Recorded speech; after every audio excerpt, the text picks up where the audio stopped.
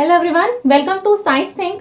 आज की इस वीडियो के अंदर हम 6.12 यानी कि क्वेश्चन नंबर 12 से आज की इस वीडियो के अंदर हम सॉल्व करने वाले हैं। ठीक है, इससे पहले के जो हमारे 11 क्वेश्चंस हैं वो हम ऑलरेडी सॉल्व कर चुके हैं।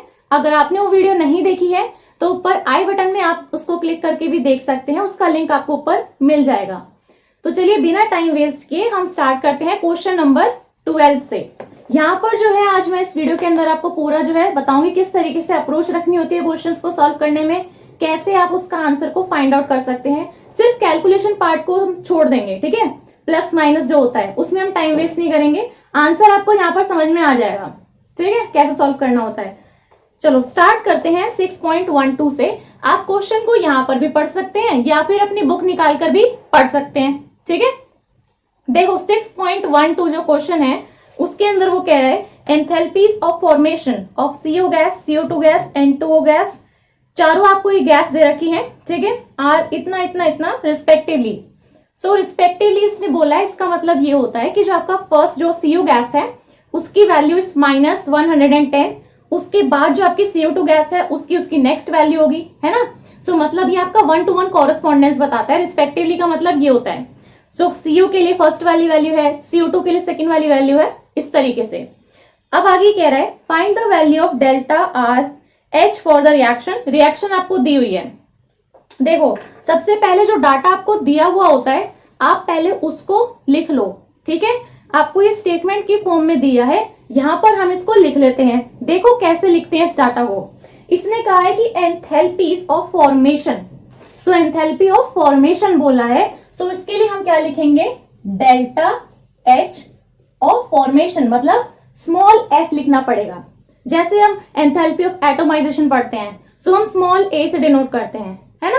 वेपराइजेशन पढ़ते हैं तो VAP लिख देते हैं। ऐसे ही एंथैल्पी ऑफ फॉर्मेशन कैसे लिखते हैं, इस तरीके से, ठीक है। सो एंथैल्पी ऑफ फॉर्मेशन इसने दिया है भाई CO का, ब्रैकेट के अंदर आप लिख दो CO गैस, ये सारी गैस है, ठीक है।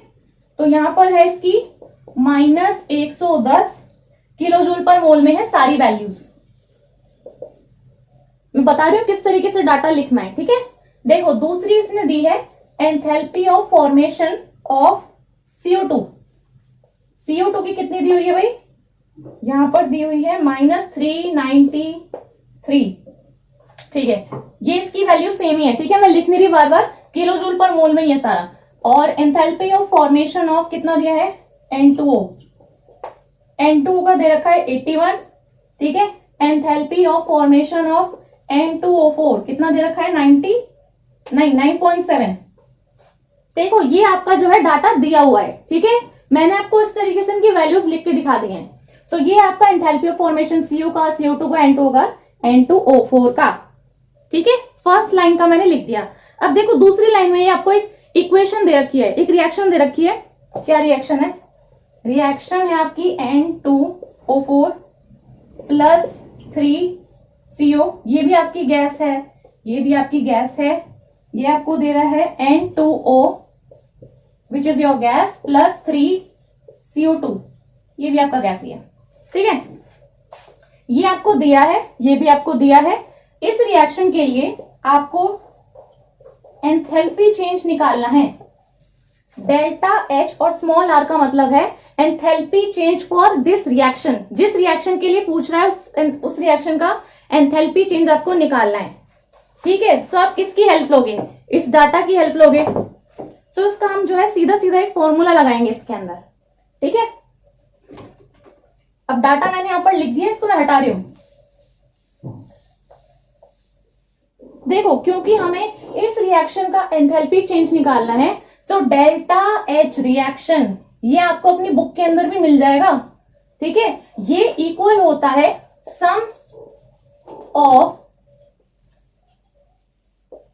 Enthalpy of formation of product minus sum of enthalpy of formation of reactants. बस इसी का यूज करना है इस क्वेश्चन के अंदर, ये क्वेश्चन हो जाएगा। देखो अगर आपको किसी भी रिएक्शन का एंथैल्पी चेंज निकालना है और आपको वो सारा डाटा दे रखा है, ठीक है ना, तो आप जो है डेल्टा एच रिएक्शन कैसे कैलकुलेट करते हो, सीधा सीधा ये फॉर्मूला लगा दो। आपका जो सम होगा, जो प्रोडक्ट की आपकी फॉर्मेशन होगी ना, एंथैल्पी फॉर्मेशन जो होगा, उसका सम, जितने भी प्रोडक्ट में हम सबका सम कर लेंगे, और ऐसे ही जितने भी रिएक्टेंट है उनका भी हम सम कर लेंगे। मेरे को जो डाटा है वो इसी चीज का तो दिया हुआ है, एंथैल्पी ऑफ फॉर्मेशन का तो डाटा दिया हुआ है, तो बस सीधा सीधा फॉर्मूला लग सकता है। अब देखो मेरे पास में जो हमारी रिक्वायर्ड इक्वेशन ये वाली है ना, इसमें ये वाली प्रोडक्ट में है और ये वाली जो है ये रिएक्टेंट में है, ठीक है। तो हम जो है फॉर्मूला कैसे लगा सकते हैं, मैं इसको यहां से हटा देती हूं।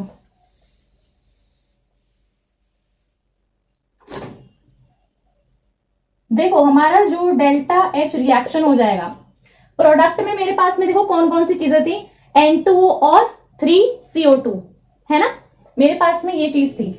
तो ये हो जाएगा हमारा, यहां पर फिर से इसको लिख देते हैं।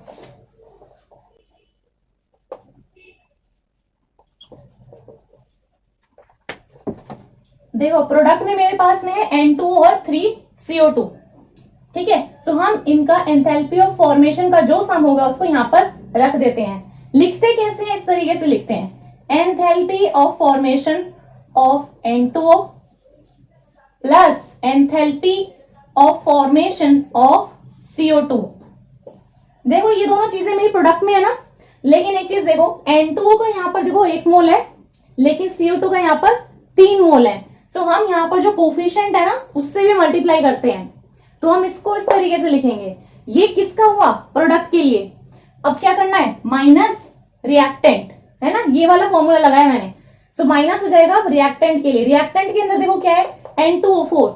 सो हम लिखेंगे डेल्टा एच किसका, N2O4 का, प्लस का साइन डालेंगे क्योंकि रिएक्टेंट वालों का सम है, प्रोडक्ट वालों का भी सम है, एंथैल्पी ऑफ फॉर्मेशन का, ठीक है। प्लस हो जाएगा 3CO है, सो ये कितना हो जाएगा, डेल्टा एच CO का जो फॉर्मेशन है, और इसको हम करेंगे 3 से मल्टीप्लाई, जो कोफिशिएंट है उससे मल्टीप्लीकेशन होगी होगी, ठीक है। सीधा सीधा मैंने फॉर्मूला लगाया है, सीधा हो जाएगा प्रोडक्ट माइनस रिएक्टेंट, है ना। और जो डाटा दिया उसको उठा के रख देना है, क्योंकि डाटा मेरे को दे रखा है, एंथैल्पी ऑफ फॉर्मेशन इन सबका दिया हुआ है। अब क्या कर सकते हैं, ये फॉर्मूला मैंने यहां पर लगा दिया है, मैं इसको यहां से हटा रही हूं। अब जहां पर आपने ये लिखा है ना, delta H F of N2O, CO2, N2O4, अभी जो मैंने स्टार्टिंग में यहाँ पर इन चारों पांचों का जो डाटा लिखा था, उन सब में मैंने इन सबकी वैल्यूज लिखी थी ना इक्वल्स टू के राइट साइड में, उनकी वैल्यूज उठा के इनकी जगह पर डाल दो बस। तो यहां पर हम लिख देते हैं, देखो डाटा में हमें कितना दे रखा है, enthalpy of formation of N2O कितना दिया हुआ है, N2O का है 81, तो लिखेंगे 81, इसका मैंने लिख दिया 81, प्लस है 3 into enthalpy of formation of CO2 दे रखा है आपका -393। देखो ये दोनों चीजें जो मैंने लिखी है किसके लिए है, प्रोडक्ट के लिए, ठीक है। अब करेंगे हम माइनस, अब आइए हमारी रिएक्टेंट वाली साइड, अब है enthalpy of formation of N2O4, N2O4 का दे रखा है आपको 9.7, प्लस का ही है, ठीक है। फिर है +3 into enthalpy of formation of CO का दे रखा है -110, तो हो जाएगा -110, ठीक है। अब क्या रह गया, सिर्फ इसका सोल्यूशन करना रह गया। देखो मैंने किस तरीके से किया है, जो डाटा दिया था मैंने उसको एज इट इज उतार लिया। उसके बाद में एंथैल्पी ऑफ रिएक्शन जो है उसका सीधा सीधा फॉर्मूला होता है, जो आपका एंथैल्पी ऑफ फॉर्मेशन है प्रोडक्ट के उनका सम माइनस एंथैल्पी ऑफ फॉर्मेशन जो आपकी रिएक्टेंट की है उनका सम। सो प्रोडक्ट वाली में से हम रिएक्टेंट वाली को माइनस कर देंगे, ठीक है। सो प्रोडक्ट माइनस रिएक्टेंट करेंगे, सो रिएक्टेंट वाली माइनस हो जाएगी प्रोडक्ट वाली में से, ठीक है।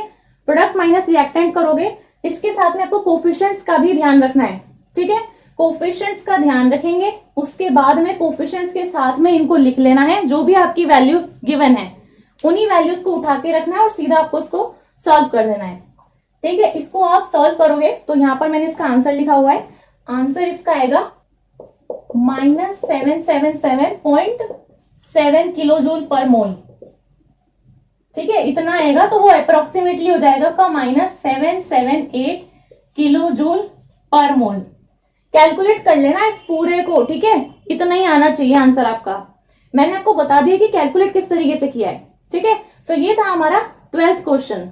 तो नेक्स्ट है हमारे पास में 6.13 given N2 gas plus 3H2 gas gives 2NH3 gas. इसके लिए आपको जो एंथैल्पी चेंज है रिएक्शन का वो दे रखा है -92.4 किलो जूल पर मोल में है, और इससे पूछ रहा है कि standard enthalpy of formation of NH3 gas कितना होगा, ठीक है। तो 13th वाला जो क्वेश्चन है उसके अंदर आपको दे रखा है N2 गैस है प्लस 3H2 गैस है, ये आपको दे रहा है भाई 2NH3, ठीक है। इस रिएक्शन का जो एंथैल्पी चेंज है ये आपको दिया हुआ है -92.4 किलो जूल पर मोल में है, और ये आपसे पूछ रहा है standard enthalpy of formation of NH3 gas. तो सबसे पहले ये देखो स्टैंडर्ड एंथैल्पी ऑफ फॉर्मेशन क्या होता है। स्टैंडर्ड एंथैल्पी ऑफ फॉर्मेशन हमारा वो एनर्जी एंथैल्पी चेंज होता है जब हमारा जो एक मोल है, एक मोल का जो कंपाउंड का फॉर्म होता है from its elements in its most stable state. इसका मतलब ये है कि हमारा यहाँ पर देखो NH3 की बात कर रहा है ना, तो हमारा यहाँ पर स्टैंडर्ड एंथैल्पी ऑफ फॉर्मेशन क्या हो जाएगा, ये हमारा वो एंथैल्पी चेंज होगा जब मेरा एक मोल अमोनिया का फॉर्म होगा फ्रॉम इट्स एलिमेंट्स जो उसकी मोस्ट स्टेबल स्टेट में होंगे, ठीक है। तो मतलब कि यहां पर जो है हमारा स्टैंडर्ड एंथैल्पी ऑफ फॉर्मेशन हो जाएगा जब मेरा अमोनिया का एक मोल बनेगा, लेकिन यहां कितना बन रहा है 2 मोल, तो बनना कितना चाहिए, यहां पर 1 मोल बनना चाहिए। सो उस 1 मोल के हिसाब से आपका कितना एंथैल्पी चेंज हो जाएगा रिएक्शन का, वो पूछना चाह रहा है। तो मैं कह रही हूं कि 2 मोल अमोनिया के फॉर्मेशन के लिए इतना एंथैल्पी चेंज आ रहा है रिएक्शन का। सो 1 मोल के लिए कितना हो जाएगा, सिंपल से आप कैलकुलेशन कर सकते हो कि भाई जब 2 मोल अमोनिया फॉर्म हो रहा है तो इतना लग रहा है, अगर 1 मोल फॉर्म होगा तो कितना लगेगा, ठीक है। और तो आप क्या कर सकते हो, अगर आपको अमोनिया का 1 मोल फॉर्मेशन चाहिए, ठीक है, तो यानी कि आपको क्या करना पड़ेगा, इस पूरी रिएक्शन को हाफ करना पड़ेगा, आधा करना पड़ेगा ना भाई। यहाँ पे 2 बन रहा है, हमें तो 1 मोल के लिए फॉर्म करना है, 1 मोल के लिए फाइंड करना है, तो कितना हो जाएगा डिवाइड बाई 2। सो इस पूरी रिएक्शन को अगर हम 2 से डिवाइड कर देंगे तो वो हमारा कितना हो जाएगा enthalpy change for 1 mole of formation of ammonia. तो अगर मैं इसको भी 2 से डिवाइड कर दूं और यहां पर भी मैं 2 से डिवाइड कर दूं, ठीक है, तो मेरी रिएक्शन आएगी कुछ इस तरीके से, ये हो जाएगा 3/2 H2 गैस NH3 गैस, ठीक है, प्लस हो जाएगा हमारा आधा N2 गैस। देखो उसने कहा है ना कि स्टैंडर्ड एंथैल्पी ऑफ फॉर्मेशन बोला है, so standard enthalpy of formation की जो डेफिनेशन है उसी के अंदर वो कह रहे हैं कि ये हमारा वो एंथैल्पी चेंज होता है जब हमारा 1 मोल जो कंपाउंड का है, तो यहाँ पर हमारा क्या है भाई NH3 है ना। सो NH3 हमारा जो सब्सटेंस है इसका जब 1 मोल फॉर्म होगा तब जो हमारा एंथैल्पी चेंज आएगा फ्रॉम इट्स एलिमेंट्स जो उसकी मोस्ट स्टेबल स्टेट में है। तो हमारा जो 1 मोल है, अभी तो यहाँ पे 2 मोल फॉर्म हो रहा है, लेकिन हम किसकी बात कर रहे हैं जब 1 मोल फॉर्म होगा। तो 1 मोल कैसे आएगा भाई, पूरी रिएक्शन को आधा कर दो, 2 का हाफ करोगे ना तो 1 आएगा, ठीक है। तो हम इस वाली रिएक्शन के लिए, ये जो रिएक्शन आई है ना, इस रिएक्शन का वो एंथैल्पी चेंज पूछ रहा है। सो इस रिएक्शन के लिए डेल्टा H रिएक्शन भी कितना हो जाएगा, आधा हो जाएगा, क्यों नहीं होगा, यहाँ पर जो डेल्टा H रिएक्शन है वो इतना है, तो इस वाली का कितना हो जाएगा हाफ, ठीक है। सेम चीज आप अप्लाई कर सकते हो कि अगर 2 मोल के लिए इतना डेल्टा H, तो 1 मोल के लिए कितना डेल्टा H, x मान के निकाल सकते हो, ठीक है। यहां पर मैं बताती हूँ आपको कितना हो जाएगा इस वाले रिएक्शन के लिए, ये हो जाएगा -92.4 और ये भी कितना डिवाइड बाई 2, इसको डिवाइड कर लो, -92.4 ही है ना,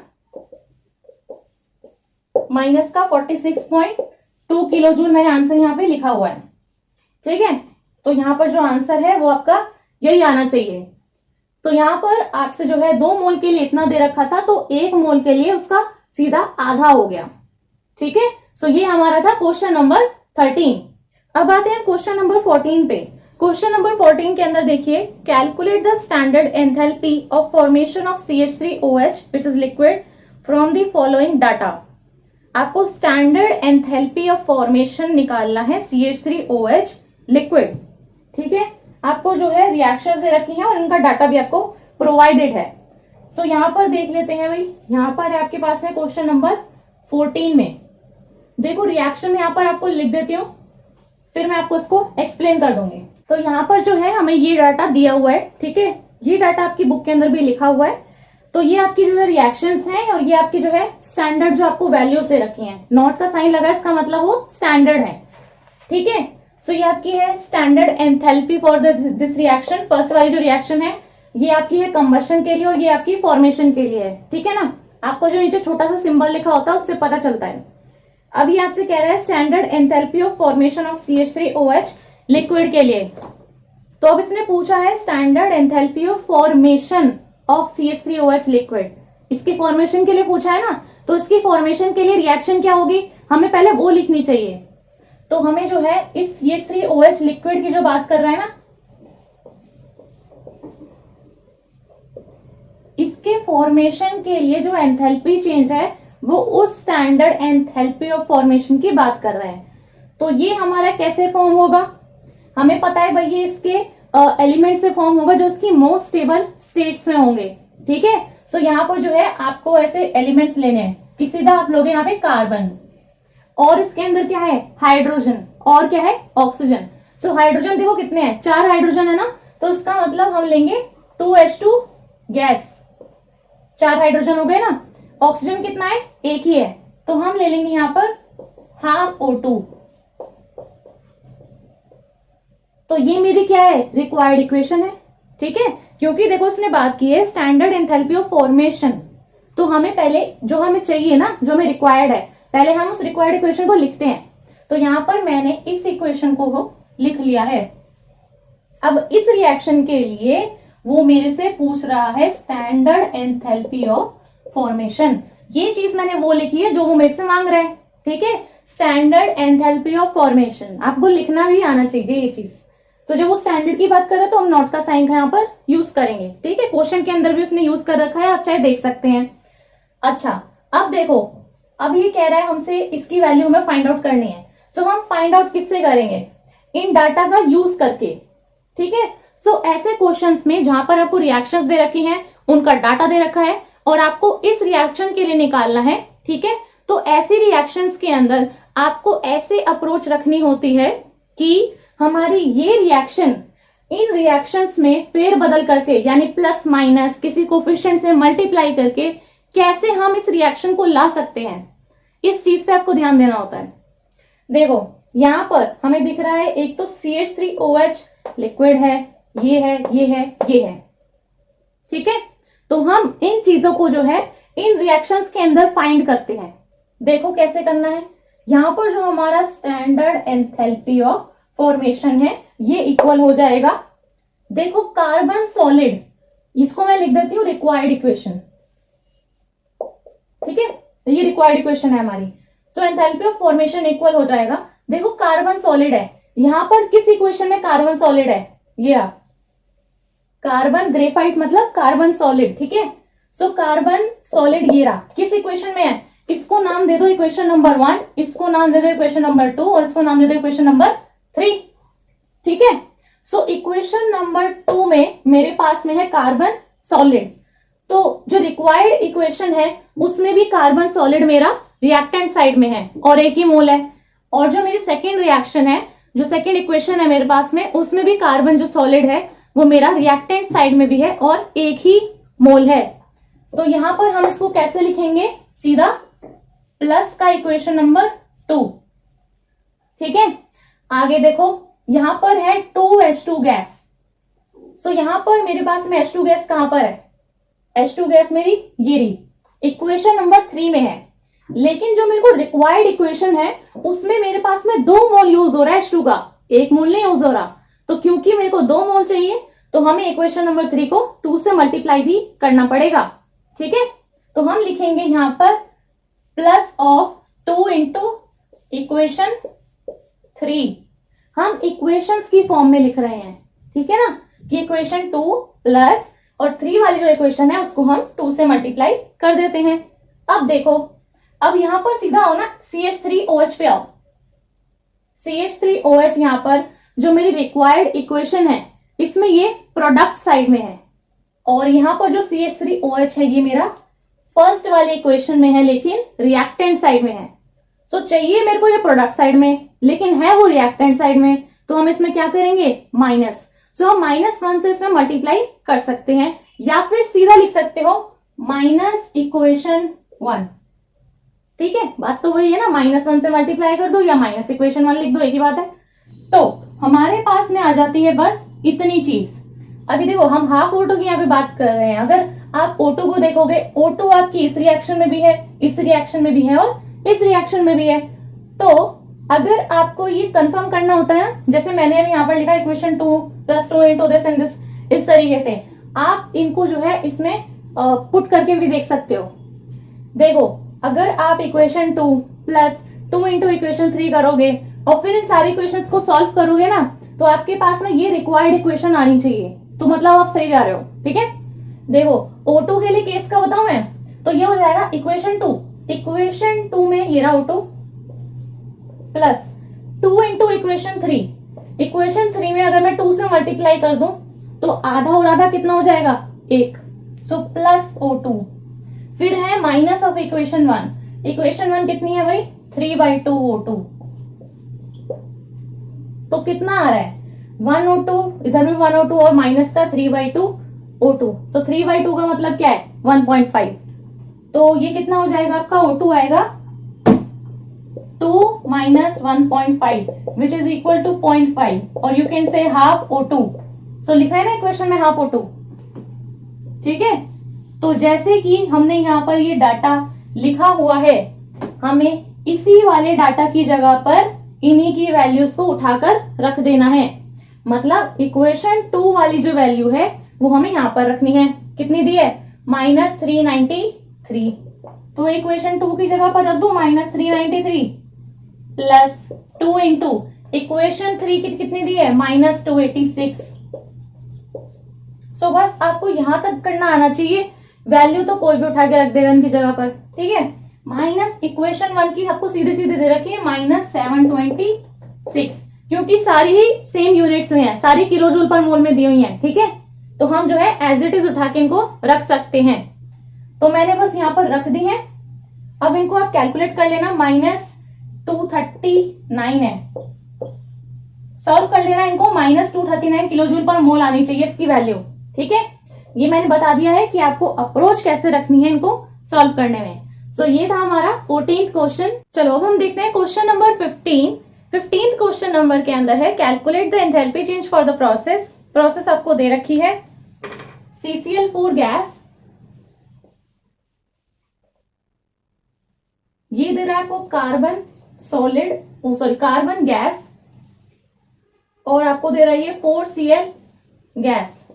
ठीक है, इसके लिए जो है आपसे ये पूछ रहा है एंथैल्पी चेंज कितना होगा इस रिएक्शन के लिए, and calculate bond enthalpy of CCl in CCl4 gas. तो पहली चीज तो उसने ये पूछी है इस वाली रिएक्शन के लिए जो एंथैल्पी चेंज है, और दूसरी चीज ये पूछ रहा है आपका बॉन्ड एंथैल्पी कितना होगा CCl का CCl4 गैस के अंदर। ठीक है, उसको हम बाद में देखेंगे, पहले हम इसको फाइंड आउट करते हैं।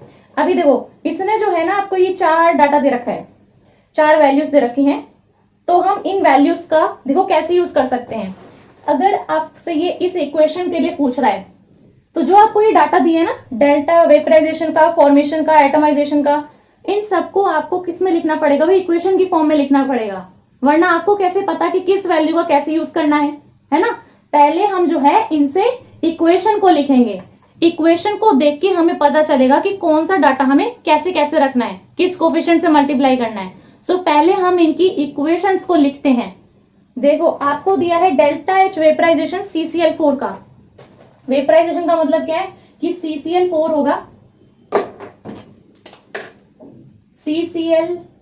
होगा लिक्विड में। ठीक है, ये जाएगा आपका CCl4 गैस में। पहली रिएक्शन के लिए मैं लिख रही हूं, इसके लिए जो है आपको delta H standard enthalpy of vaporization दे रखा है 30.5। सब में किलो जूल पर मोल ही है। ठीक है, इसलिए मैं इसको नहीं लिख रही हूं। नेक्स्ट चीज आपसे ये कह रहा है standard enthalpy of formation of CCl4। ठीक है, सो यानी कि क्या हो जाएगा आपका carbon solid plus 2Cl2 gas gives you CCl4 which is your liquid. So ये आपको दे रहा है इसका स्टैंडर्ड एंथैल्पी ऑफ फॉर्मेशन, इसकी वैल्यू आपको दे रखी है -135.5। लिखना बता रही हूँ मैं आपको कैसे लिखना होता है, ठीक है। जो आपको डाटा दे रखा है ना, उससे आपको इस रिएक्शन को लिखना है, तो आप ऐसे लिखोगे। इसके बाद में आपका standard enthalpy of atomization of carbon, atomisation की बात कर रहा है। सो दैट मीन्स कि यहाँ पर जो हमारा कार्बन होगा वो सॉलिड में होगा, लेकिन वो किस में जाएगा, एटम्स में उसको चेंज करते हो, मतलब कार्बन गैस। इसके लिए आपको स्टैंडर्ड एंथैल्पी ऑफ एटोमाइजेशन दे रखी है, दैट इज 715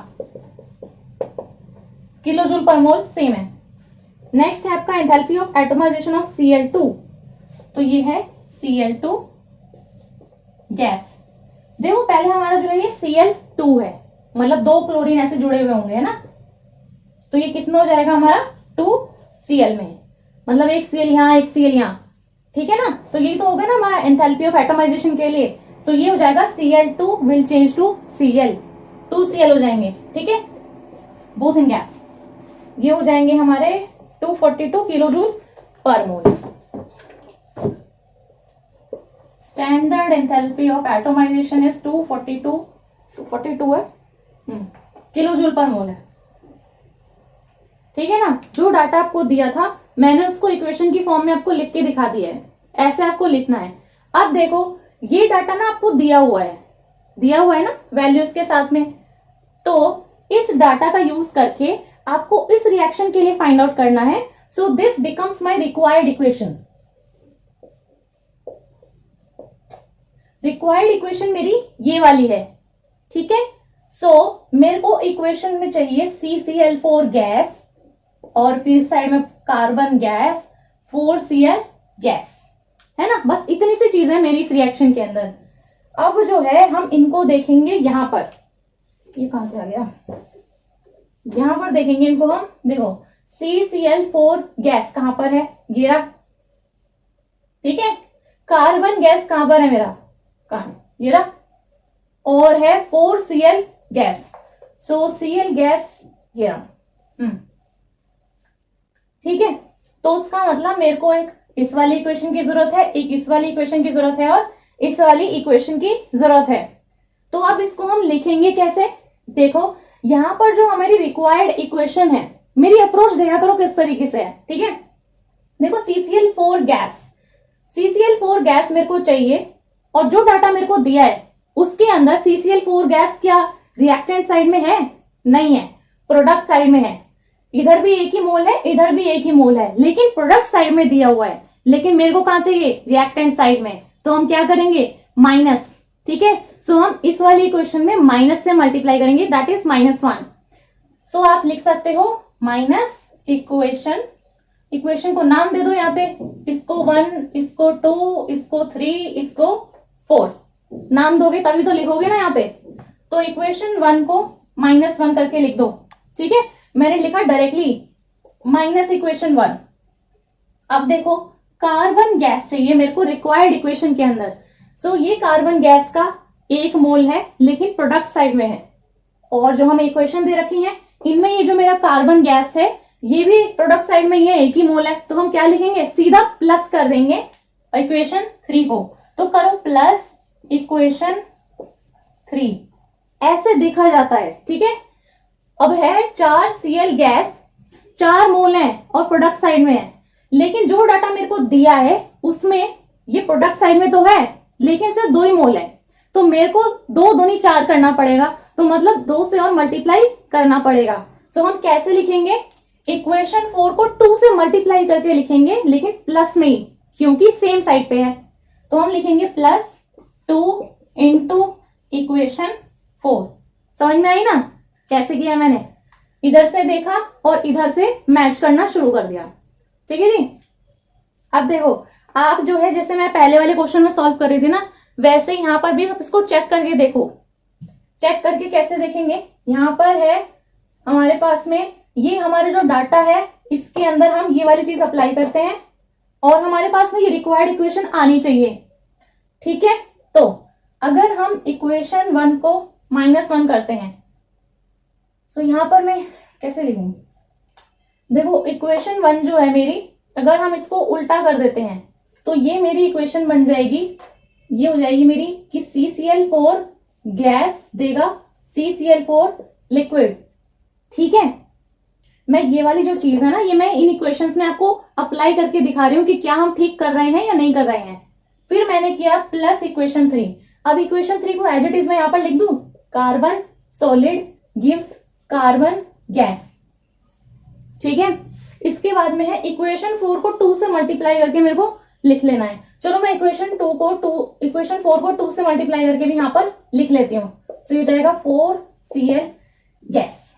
ठीक है, अब इन सबको सॉल्व करने के बाद मेरे पास में रिक्वायर्ड इक्वेशन आनी चाहिए। तो देख लेते हैं आ रही है कि नहीं आ रही है।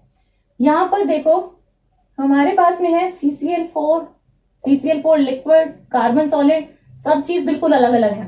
ठीक है, तो हमारे पास में देखो हमें चाहिए क्या, CCl4 गैस, यानी ये चीज मेरे को चाहिए, ये होनी चाहिए रिएक्शन के अंदर। कार्बन गैस ये रहा, यहां पर भी मेरे को चाहिए। यहां पर आपको नहीं समझ में आ रहा हो ना, आप अपनी कॉपी के अंदर लिख के देख लो, वहां पर भी यही चीज लिखी आएगी। ठीक है, यही चीज जो है अपनी कॉपी के अंदर लिख के देख लो। ठीक है, तो यहां पर हो जाएगा ये चीज हमें चाहिए, इन इक्वेशन के अंदर है, ये वाली चीज भी यहां पर है, और 4Cl मतलब ये वाली चीज भी है।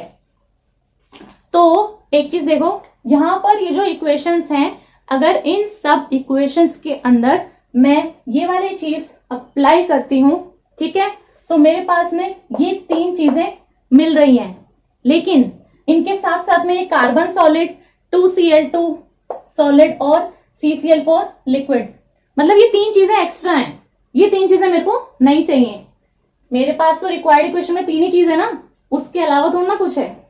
सो मेरे को ये तीनों चीजें नहीं चाहिए। और आपने देखा हो तो इक्वेशन नंबर 2 का अभी तक कोई यूज ही नहीं हुआ है। इक्वेशन नंबर 2 का अभी तक कोई यूज नहीं हुआ है। इक्वेशन नंबर 2 के अंदर ही देखो कार्बन सॉलिड है, 2Cl2 गैस है और CCl4 लिक्विड है। मतलब इक्वेशन 2 के अंदर हमारी वो वाली चीजें हैं जो हमें यहां से रिमूव करनी है। तो अगर मैं यहां से इक्वेशन नंबर 2 को माइनस कर दूं तो ये वाली चीजें और ये वाली चीजें कैंसिल आउट हो जाएंगी। ठीक है, और ये जो है एक दूसरे से कट के मेरे को रिक्वायर्ड इक्वेशन दे देंगी। मेरे पास ना स्पेस नहीं है यहाँ पे, तो मैं इस तरीके से आपको दिखा रही हूँ। ठीक है, तो जो हमारी इक्वेशन नंबर 2 है ना, यहां से हम जो है इस इक्वेशन नंबर 2 को माइनस कर लेते हैं।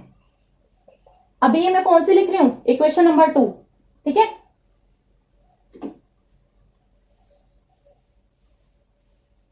इक्वेशन नंबर 2 है, ये आपको दे रहा है CCl4 लिक्विड। तो देखो अगर हम माइनस करेंगे तो CCl4 लिक्विड कटेगा, कार्बन सॉलिड कटेगा, और ये भी कट जाएगा। सिर्फ यह बचेगा, ये तीनों चीजें। ठीक है, आप चाहें तो सारे इक्वेशन लिख के, और ये वाला जो मैंने लिखा है ना, इसी को लिख के देख लो सारे इक्वेशंस के अंदर, तो आपको पता चल जाएगा कि यहाँ पर क्या कट रहा है और क्या नहीं कट रहा है। तो हमें क्या पता चलता है कि इतनी चीज अप्लाई करने के बाद भी हमारी रिक्वायर्ड इक्वेशन नहीं आ रही थी, और हमने इक्वेशन 2 को माइनस करा, तब ये रिक्वायर्ड इक्वेशन हमारे पास में आ रही थी।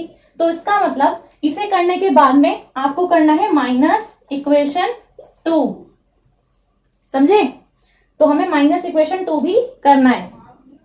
ठीक है, अब यहां पर क्या करना होता है, सिंपल, आपको बस इसी चीज को फाइंड आउट करना होता है। मेन दिमाग तो आपका इसी चीज में लगना है। इसके बाद में तो आपको वैल्यू उठा के रखनी होती है। ठीक है, उसको तो आप देख ही रहे हो, फर्स्ट कितनी, सेकंड कितनी, उतनी उठा के आप रख सकते हो। ठीक है, यहाँ पर सिंपल आपका कैलकुलेशन पार्ट रह जाता है।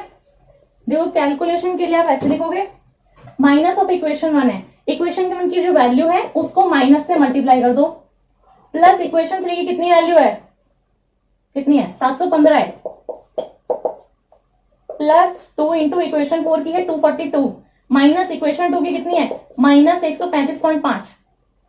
ठीक है, तो आपकी जो वैल्यू है that will be equal to minus 30.5 plus 715 plus 2 into 242 plus 135.5, कितना आ रहा है, 1304 आ रहा है।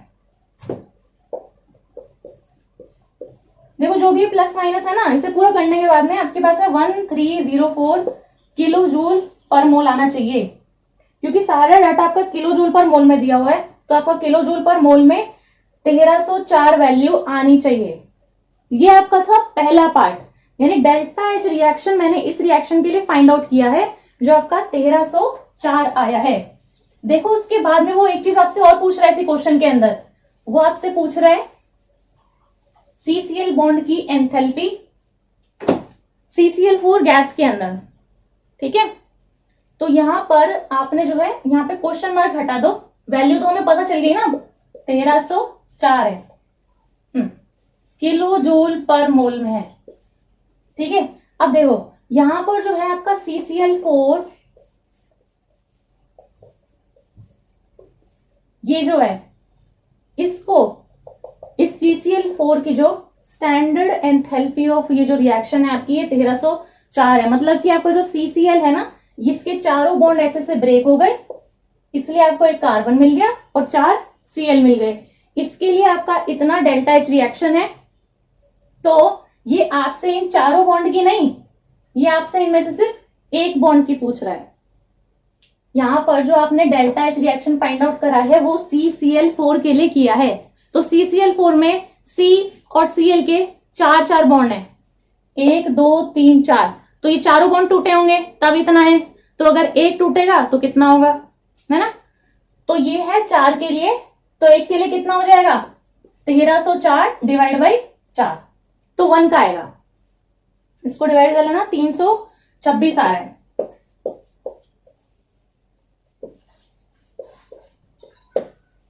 तो आपका जो आंसर है वो आपका इस रिएक्शन का आएगा 1304, और जो CCl की जो आएगी आपकी बॉन्ड एंथैल्पी वो आएगी 326 किलो जूल पर मोल। ये आपका आंसर है, चाहो तो उतार सकते हो, चाहो तो लिख सकते हो।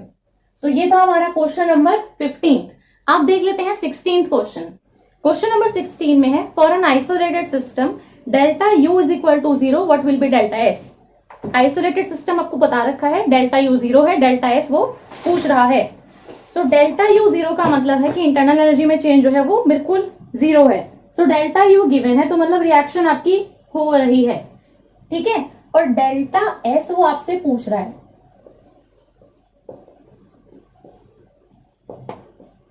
ठीक है ना। आइसोलेटेड सिस्टम का मतलब है कि कोई हमारा हीट एक्सचेंज नहीं हो रहा है, so that means Q will be equal to 0। कोई हीट एक्सचेंज नहीं होगा between the system and the surrounding, ठीक है। सो मतलब हमारा जो डेल्टा एच है that will be equal to 0। Delta U 0 है, इसका मतलब Q भी 0 है, W भी हमारा 0 ही होगा, फर्स्ट लॉ ऑफ थर्मोडायनेमिक्स के अकॉर्डिंग, ठीक है। तो यहां पर देखो हमसे ये जो है पूछना चाह रहा है डेल्टा S की क्या वैल्यू होगी। तो हमें पता है कि क्योंकि रिएक्शन हो रही है, so means the reaction is spontaneous, तो मतलब डेल्टा G जो हमारा होगा वो लेस देन 0 होगा। डेल्टा G जब हमारा नेगेटिव होता है तो रिएक्शन हमारी स्पॉन्टेनियस होती है ना, रिएक्शन स्पॉन्टेनियस है तो डेल्टा G नेगेटिव होगा, ठीक है। सो क्योंकि हमारा डेल्टा G जो है वो लेस देन 0 है, और हमें रिलेशन भी पता है कि डेल्टा G बराबर होता है delta H minus T delta S के। सो दैट मीन्स कि हमारी ये वाली टर्म भी लेस देन 0 होगी। सो ये वाली टर्म अगर मेरी नेगेटिव है, so delta H minus T delta S is less than 0। Delta H जो है वो हमें पता है 0 है, तो यहां पर हम इसको सीधा हटा सकते हैं ना, तो कितना बचेगा, सिर्फ माइनस का T delta S is less than 0। तो अब हमारे जो थर्मोडायनेमिक्स के अंदर अगर स्टैंडर्ड कंडीशंस आपको पता होंगी तो उसके अंदर आपको लिखा हुआ दिख जाएगा, वहां पर जो हमें स्टैंडर्ड कंडीशंस दी हुई होती है, यूजुअली जो टेम्परेचर होगा that will be in kelvin. So हमारा जो एब्सोल्यूट स्केल होता है वो हमेशा पॉजिटिव ही रहता है ना। तो हमारे जो केल्विन में जो टेम्परेचर हम यूज करते हैं थर्मोडायनेमिक्स के अंदर, वो हमारा स्टैंडर्ड कंडीशंस होती है 298 केल्विन। तो टेम्परेचर अगर मेरा पॉजिटिव ही है, 0 से कम नहीं है टेम्परेचर, टेम्परेचर मेरा किस में होगा, क्योंकि केल्विन है तो पॉजिटिव ही रहेगा, क्योंकि टेम्परेचर पॉजिटिव ही रह सकता है, टेम्परेचर की वैल्यू जो है वो ज्यादा ही होगी। और यहाँ पर नेगेटिव साइन है, सो अगर मैं इस नेगेटिव साइन को हटा दूं तो ये क्या हो जाएगा, डेल, ये जो हमारा साइन है ना, ये जो हमारा इनइक्वालिटी का साइन जो आ रहा है ये हमारा बिल्कुल उल्टा हो जाएगा। तो मतलब कि हमारा जो डेल्टा एस है वो ग्रेटर देन हो जाएगा फिर 0 से, ठीक है। सो यहाँ पर जो आपका डेल्टा एस है that will be greater than 0, तो ये आपका आंसर हो जाएगा। हमने सीधा उस इक्वेशन का यूज करा है, delta G is equal to delta H minus T delta S, ठीक है। उसका यूज करके हमें यहाँ पर जो है दे रखा था, तो Q0 तो H0 माइनस हमें पता है टेम्परेचर होगा नहीं, तो हमें पता है कि delta S will be then greater than 0। ठीक है, सो ये आपका आंसर है 16th क्वेश्चन का। 16th क्वेश्चन का 17th क्वेश्चन के अंदर हम आ जाते हैं। For the reaction at 298 kelvin, तो अगर 298 केल्विन पे दिया है या फिर वो स्टैंडर्ड कंडीशंस की बात करता है, सो इसका मतलब है कि वो 298 केल्विन बोल रहा है और 1 atm का प्रेशर बोल रहा है। ठीक है, तो यहां पर ये आपको जो है इक्वेशन दे रहा है 2a plus b gives c। इसके लिए आपको डेल्टा H दे रखा है 400 किलो जूल पर मोल और डेल्टा S दे रखा है 0.2 किलो जूल पर केल्विन पर मोल। ठीक है, at what temperature will the reaction become spontaneous considering delta H and delta S to be constant over the temperature range। तो ये आपसे पूछ रहा है कि किस टेम्परेचर पे हमारी जो रिएक्शन है वो स्पॉन्टेनियस हो जाएगी अगर मेरी डेल्टा H इतना है, डेल्टा S इतना है। ठीक है, तो ये क्योंकि बात कर रहा है कि स्पॉन्टेनियस किस टेम्परेचर पे होगी, तो इसका मतलब ये कह रहा है कि हमारा डेल्टा G नेगेटिव है। ठीक है, तो इसने हमें 3 डाटा दिए हैं, एक डेल्टा H का, एक डेल्टा S का और एक डेल्टा G का। क्योंकि उसने लिखा है ना स्पॉन्टेनियस, तो हम मतलब वो बताना चाह रहा है कि डेल्टा G तो मेरा नेगेटिव रहेगा, ये इतना रहेगा, ये इतना रहेगा। टेम्परेचर बताओ कितना होना चाहिए जब हमारी ये सारी कंडीशंस फुलफिल हो जाएंगी। तो देखो हमें टेम्परेचर कैसे निकालना है, हमें इन सबके पीछे पहले रिलेशन पता होना चाहिए। देखो हमें जो है पता है कि हमारा होता है डेल्टा G बराबर delta H minus T delta S। तो यहां पर अगर मेरा डेल्टा G लेस देन 0 है यानी कि नेगेटिव है, तो इसका मतलब delta H minus T delta S भी लेस देन 0 है, मतलब कि नेगेटिव में है। ठीक है, तो देखो delta H minus T delta S is less than 0। Delta H value रख देते हैं इनकी, कितनी दी हुई है, इसकी 400 है, दोनों की हमारी जो है किलो जूल में ही है। ठीक है, किलो जूल पर मोल जो है वो डेल्टा H के लिए लिखते हैं और किलो जूल पर केल्विन पर मोल जो है वो हम डेल्टा S के लिए लिखते हैं, जो कि आपको जूल में भी मिल सकती है। यहाँ पर जो है वो किलो जूल में दिया है दोनों के लिए। ठीक है, तो डेल्टा H आपको इतना दे रखा है, माइनस T जो है ये हमें फाइंड आउट करना है और S कितना दिया था 0.2। ठीक है ना, इज लेस देन 0। अब देखो यहां से जो है हमारे पास में ये दिख रहा है माइनस का 0.2T, दोनों मल्टीप्लीकेशन में है, ये मेरा माइनस में है, तो ये उस साइड में जाके क्या हो जाएगा प्लस में। ठीक है, तो ये कितना हो जाएगा हमारा 0.2T। This will be now greater than 400, उस साइड में जाके ये प्लस में हो गया, ये हमारा इसी साइड में रहा। अभी भी यहां से मेरे को क्या चाहिए, ये T चाहिए। तो इस T को फाइंड आउट करने के लिए हम इस 0.2 को उधर ले जाएंगे, क्योंकि ये मल्टीप्लाई में था, उधर जाके डिवाइड में हो जाएगा। तो ये कितना हो जाएगा मेरा T बराबर 400 डिवाइड बाई 0.2, साइन तो मेरा यही रहेगा 400 डिवाइड बाई 0.2। ठीक है, ये हमारा हट जाएगा, ये 0 ऊपर जाएगा, कटेगा तो कितना आएगा 2000, तो मतलब T ग्रेटर देन 2000। अब टेम्परेचर हमें पता ही है किस में होगा, केल्विन में ही होता है। ठीक है ना, केल्विन में ही पढ़ेंगे। सो हमारा बस यही आंसर है। तो टेम्परेचर हमारा जो है वो ग्रेटर देन होना चाहिए 2000 केल्विन से for the reaction to be spontaneous, जब हमारा डेल्टा H इतना होगा और डेल्टा S इतना होगा। सो हमारा टेम्परेचर जो है वो ग्रेटर देन होना चाहिए 2000 केल्विन के। ठीक है, सो आपका answer is T should be greater than 2000 kelvin. ये आपका आंसर है इसका। नेक्स्ट हम देख लेते हैं क्वेश्चन नंबर 18। क्वेश्चन नंबर 18 के अंदर आपको एक रिएक्शन दे रखी है। रिएक्शन है आपकी 2Cl gas gives Cl2 gas.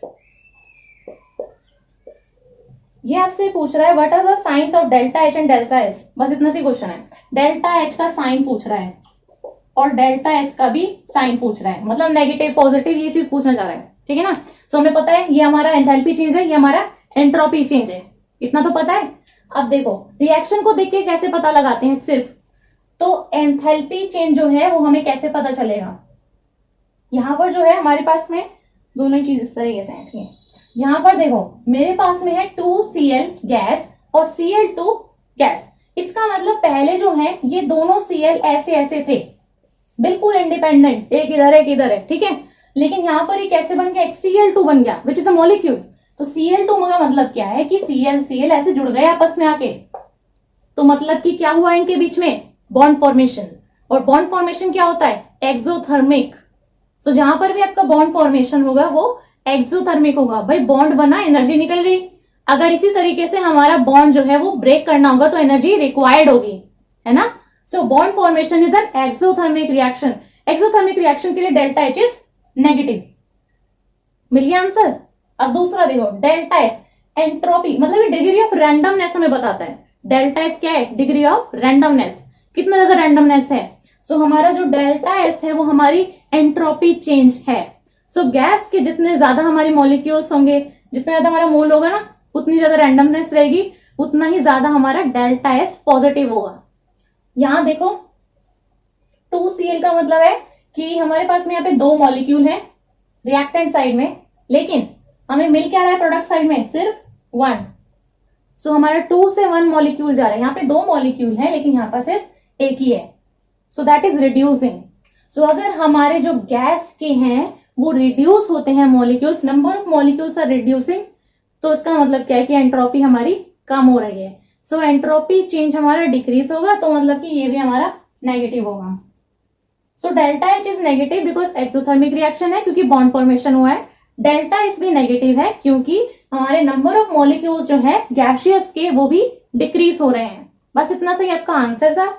ये आपका 6.18, ठीक है, दोनों का ही नेगेटिव है। इसके बाद हम कर लेते हैं 6.19। इसके अंदर भी आपको एक रिएक्शन दे रखी है, 2A + B gives 2D। इसके लिए आपको जो है डेल्टा यू दे रखा है, डेल्टा स्टैंडर्ड दे रखे हैं दोनों। डेल्टा यू ऊपर नोट का साइनस का मतलब स्टैंडर्ड है, माइनस का 10.5 किलो जूल। दोनों की डिफरेंट यूनिट्स हैं, आप देख सकते हैं, ठीक है। सो ये है किलो जूल में, और आपका जो डेल्टा एस नोट है दैट इज 44.1 जूल पर केल्विन में। एक किलो जूल में, एक जूल में। अब ये क्या कह रहा है, calculate delta G not for the reaction.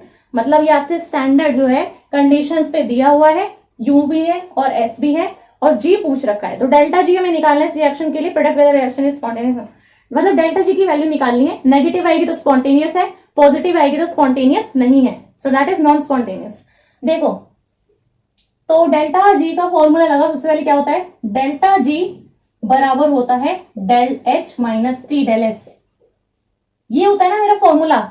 यहां से अगर मेरे पास में डेल्टा जी की वैल्यू आ जाती है तो मुझे पता चल जाएगा कि रिएक्शन स्पॉन्टेनियस है या नहीं है।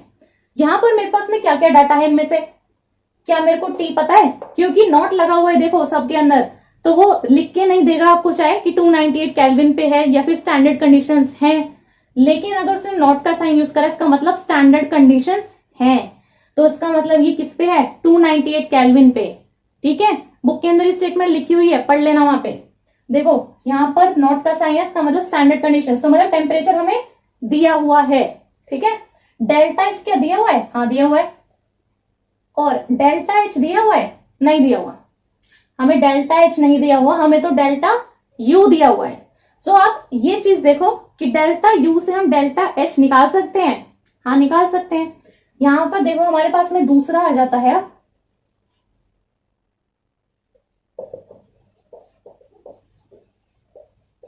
एक और रिलेशन हमें पता है डेल्टा एच और डेल्टा यू में, कि हम डेल्टा यू की हेल्प से डेल्टा एच को फाइंड आउट कर सकते हैं। रिएक्शन मेरे को दे रखी है, ठीक है, तो इस रिएक्शन में हम यूज करेंगे इस इक्वेशन का। डेल्टा एच मेरे को फाइंड आउट करना है, ठीक है। डेल्टा यू दे रखा है माइनस का 10.5, मैं किलो जूल में ही रख रही हूँ वैल्यू, ठीक है, ये हो गई प्लस। अब इसने पूछा है नंबर ऑफ गैसियस मोल्स के जो चेंज आए हैं।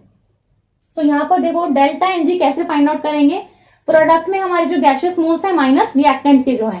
सो delta n g is equal to, product में कितने हैं गैसियस के मोल्स, 2 ही है, ये सारे गैसियस में मैंने लिखा नहीं है, ये भी गैस है, ये भी गैस है, ये भी गैस है। तो ये हमारे सारे जो है गैस में ही है। ठीक है, तो देखो प्रोडक्ट में हमारे कितने हैं गैस के मोल्स, 2, माइनस रिएक्टेंट में टोटल कितने हैं गैस के मोल्स, टोटल देखते हैं, 2 इधर और 1 इधर, मतलब 3 है रिएक्टेंट में। तो 2 - 3 = -1, तो मतलब डेल्टा Ng यहाँ पे आएगा -1। समझ गए कैसे करना है? चलो डेल्टा Ng मैंने रख दिया। अब R की वैल्यू क्या रखेंगे? R की वैल्यू होती है 8.314, लेकिन वो जूल पर मोल पर केल्विन में होती है ना। लेकिन यहाँ पर मैं किस में रख रही हूँ, ये मैंने किस में रखा है, किलो जूल में। तो R की वैल्यू भी किस में रखेंगे, किलो जूल में। तो कितनी हो जाएगी, 8.314 जूल में है ये। अब इसको करो किलो जूल में, मतलब मल्टीप्लाई कर दो 10⁻³ से, या फिर डिवाइड कर दो 1000 से, एक ही बात है। इनटू टेम्परेचर स्टैंडर्ड पे ले रहे हैं 298 केल्विन होगा, सो 298 केल्विन।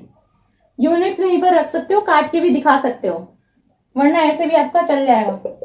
देखो यहाँ पर जो है इसको कैलकुलेट करने के बाद आपका आ रहा है -12 डायरेक्टली मैं आपको लिख के दिखा रही हूँ कितना आना चाहिए। ठीक है, वरना हमारी कैलकुलेशन आगे नहीं बढ़ेगी ऐसे ही सॉल्व करने में लगेंगे। तो ये हो जाएगा आपका किलो जूल में -12.98। इसे सॉल्व करना, ठीक है, इतना आना चाहिए। यूनिट्स का ध्यान रखना है, क्योंकि मैंने अभी यहाँ पर जो है किलो जूल में रखी है, आर की वैल्यू किलो जूल में रखी है, तो आंसर भी मेरा किलो जूल में आएगा। तो डेल्टा एच की वैल्यू मिल गई। तो डेल्टा एच की वैल्यू मैं रख देती हूं यहां पर, इस डाटा के साथ में रखेंगे delta H not, standard condition पे फाइंड आउट किया ना, सो माइनस का 12.98 किलो जूल। ठीक है, ठीक है। अब इसके बाद में हमारे पास में है, देखो डेल्टा एच अब पता चल गया, टी पता है, डेल्टा एच पता है, इस फॉर्मूले में उठा के डाल दो। ठीक है, डेल्टा यू उसने उसीलिए दिया था ताकि आप उस फॉर्मूले का यूज करो, वहां से आपको डेल्टा एच की मिलेगी। डेल्टा एच को उठा के आप इस फॉर्मूले में रखोगे, तब आपके पास में डेल्टा जी की वैल्यू आएगी। तो देखो डेल्टा जी आपका हो जाएगा, डेल्टा एच कितना है, माइनस का 12.98 माइनस का टी कितना है 298 केल्विन, डेल्टा एच की वैल्यू कितनी है, कितनी है, माइनस का 44.1। अब एक चीज फिर से देखो, अगर आप इनकी यहाँ पर यूनिट्स रखते हो ना, न्यूमेरिकल्स को सॉल्व करते हुए, अगर आप इनकी यहाँ पर साथ ही साथ जो है यूनिट्स रखते हो, तो आपसे मिस्टेक नहीं होगी। क्योंकि यहाँ पर मेरे को दिख रहा होगा कि किलो जूल में है, यहाँ पर मैंने केल्विन में रखा है, फिर वहां पे मेरे को दिखेगा कि जूल में है कि किलो जूल में है। लेकिन अगर आप यहाँ पर इनकी यूनिट्स नहीं रखते हो, सीधा वैल्यू रखते चले जाते हो, तो आपके पास में चांस होता है कि भैया आप जो है यहाँ पर मिस्टेक जरूर करोगे इनकी यूनिट्स के अंदर। जैसे यहाँ पर जो है हमने इसकी यूनिट नहीं लिखी, यहाँ पर भी हमने इसकी यूनिट नहीं लिखी। ठीक है, अगर हम इसको लिखते हैं तो हमें जो है याद रहेगा कि ये वाली मेरी किलो जूल में है, तो इसको भी किलो जूल में चेंज करना है। जैसे कि यहाँ पर हो रहा है, अभी देखो जो मैंने डेल्टा एच फाइंड आउट किया है, उनमें सारी जो हमारी यूनिट्स हैं वो किलो जूल में थी। ये भी मेरी किस में है, किलो जूल में है। लेकिन जो डेल्टा एस दिया है, क्वेश्चन में दे रखा है उसने, जूल में दिया है, तो जूल वाले को हमें किलो जूल में बदल लेना चाहिए। तो यानी कि इस 44.1 जो कि मेरा जूल में है, इसको मल्टीप्लाई कर दो 10⁻³ से, ताकि ये भी हमारा किलो जूल में हो जाए। सो इनटू 10⁻³ ठीक है, इस चीज का भी ध्यान रखना है, क्योंकि हम यहाँ पर अभी यूनिट्स को नहीं लिख रहे हैं, तो भाई चांस है कि आपसे गलती हो सकती है इस चीज में। आपको जो है यूनिट्स का तो पूरा पूरा ध्यान रखना है। ठीक है, तो रख दी मैंने सबकी वैल्यू, इसे सॉल्व कर लो। सॉल्व करके इसको देखो कितना आएगा, ये मैंने लिखा है 0.16 of course in kilo joule, क्योंकि मैंने सबको ही किलो जूल के अंदर निकाला है। ठीक है, सो आपका जो आंसर है दैट इज 0.16 किलो जूल। ठीक है, उसी डाटा का यूज करा है, और दो आपके जो है बड़ी कॉमन सा ये रिलेशन यूज हुए हैं। आपको डेल्टा यू नहीं दे रखा, लेकिन डेल्टा यू और डेल्टा एच का तो रिलेशन पता है, तो वहां से हम डेल्टा एच निकालेंगे, वहां से हम पुट करके जो है सिर्फ यूनिट्स का इसके अंदर आपको ध्यान रखना था। ठीक है, पहले वाले में भी और इस वाले में भी। ये आपका था 19th। अच्छा, इसने एक चीज और बोली है ना, प्रेडिक्ट वेदर द रिएक्शन में अकर स्पॉन्टेनियसली। तो डेल्टा जी पॉजिटिव आ रहा है, तो मतलब नॉन स्पॉन्टेनियस है, so that will not occur spontaneously. तो रिएक्शन में आप लिख सकते हो कि delta G is positive, delta G positive आ रहा है, तो मतलब रिएक्शन नॉन स्पॉन्टेनियस है। नेक्स्ट हमारे पास में है 6.20। ठीक है, इसमें तो कुछ भी नहीं है, डायरेक्ट इक्वेशन है। देखो जो 20 वाला है ना उसके अंदर भी आपका डायरेक्ट लग रहा है। इक्विलिब्रियम कांस्टेंट आपको दे रखा है, इक्विलिब्रियम कांस्टेंट मतलब के दे रखा है आपको 10 है। ये क्वेश्चन नंबर आपका 20 है, के दे रखा है आपको 10 है। What will the value of delta G not? Delta G not आपसे पूछा है, आर आपको दे रखा है, टी आपको दे रखा है, बस और क्या चाहिए? 300 केल्विन, 8.314 इतना ही दिया ना। हाँ, जूल पर, मोल पर, केल्विन, सारा डाटा आपको दे रखा है। ठीक है, सिर्फ डेल्टा जी नॉट पूछा है। सो सीधा सीधा इसका फॉर्मूला होता है भाई डेल्टा जी नॉट का। ठीक है, -2.303 RT log K। बस इस वैल्यू को उठा के यहां रख दो। ठीक है, ये हो जाएगा -2.303। R कितना है? 8.314। T कितना है? 300 इंटू log K का मतलब है log 10।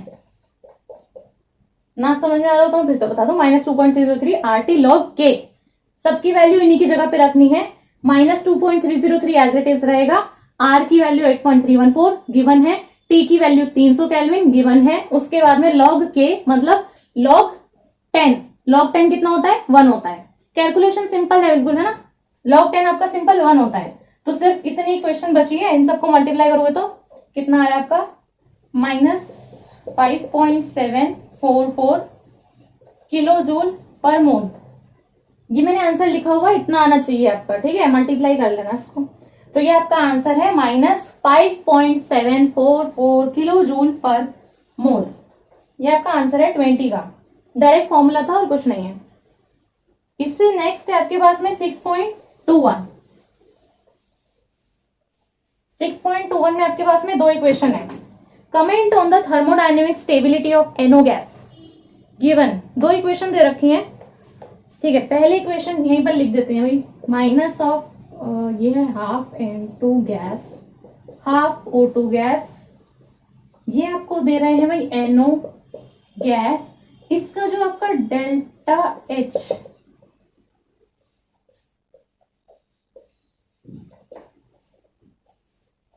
ये आपका दिया हुआ है। फर्स्ट रिएक्शन के लिए standard enthalpy change for this reaction is plus का 90 किलो जूल्स पर मोल। सेकेंड रिएक्शन है आपकी NO gas plus half O2, ये भी आपका गैस है। ये देगा आपको NO2 गैस। इसके लिए भी आपको दे रखा है माइनस का 74 किलो जूल पर मोल। ठीक है भाई, सेम यूनिट है। अब ये कह रहा है हमें इनकी थर्मोडायनेमिक स्टेबिलिटी पे कमेंट करना है NO गैस का। तुम्हारे मतलब पहले वाली क्वेश्चन की बात कर रहा है, इस वाले की। हमें इसकी थर्मोडायनेमिक स्टेबिलिटी के बारे में बताना है। यहाँ पर आपको जो डाटा क्या दे रखा है? सिर्फ डेल्टा H दे रखा है ना, standard enthalpy of this reaction. तो यहाँ पर जो है आप देख सकते हो, फर्स्ट वाली रिएक्शन के अंदर जो डाटा है वो आपका प्लस में है। जो वैल्यू है ना आपकी डेल्टा H की वो प्लस में है, इस वाले में क्या है? माइनस में है।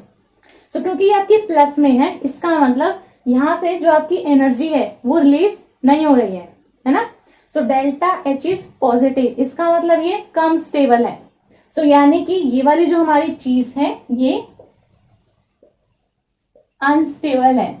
NO गैस, क्योंकि delta H is positive, energy release नहीं हो रही है यहाँ पर। जबकि जो हमारी सेकेंड रिएक्शन है इसमें हमारा डायरेक्टली इसलिए क्या फॉर्म होगा? NO2 गैस फॉर्म होगा, क्योंकि यहाँ पर जो हमारा डेल्टा H है वो हमारा नेगेटिव है। इसका मतलब जैसे ही हमारा बनेगा तो हमारी एनर्जी रिलीज होगी। सो एनर्जी रिलीज हो जाएगी तो मतलब ये ज्यादा स्टेबल होगा। सो ये स्टेबल होगा, इसीलिए ये फॉर्म हो जाएगा। ये हमारा अनस्टेबल रहेगा। ठीक है, क्योंकि डेल्टा H पॉजिटिव है इसलिए अनस्टेबल रहेगा। तो यहाँ पर जो है आपके पास में इसका आंसर हो जाता है कि ये हमारा अनस्टेबल रहेगा, क्योंकि इसकी स्टेबिलिटी के बारे में पूछ रहा था। अब बात करते हैं calculate the entropy change in surroundings when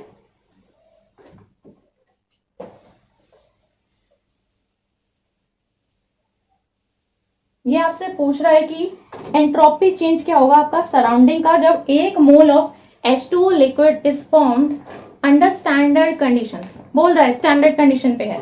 delta H formation आपको दे रखा है।